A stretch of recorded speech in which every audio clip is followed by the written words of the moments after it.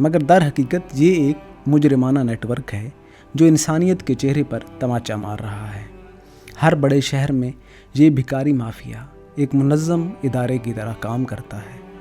इनके अपने area managers होते हैं जो रोज़ाना की कमाई का हिस्सा वसूल करते हैं।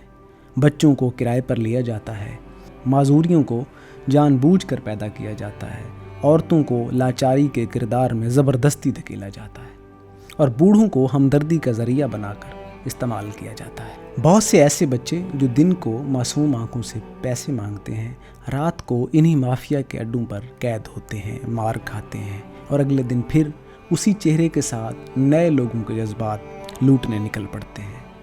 कई रिपोर्ट्स और तहकीकात से ये बात सामने आ चुकी है कि बाज़ औक़ात माजूरी मसनूई तौर पर पैदा की जाती है।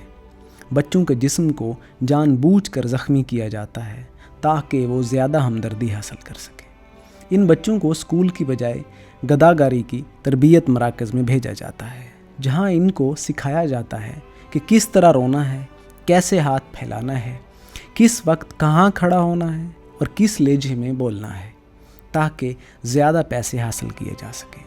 इन सब की रोज़ाना की कमाई का हदफ मुकर्रर होता है और जो इस हदफ से पीछे रहता है उसे मारा पीटा जाता है।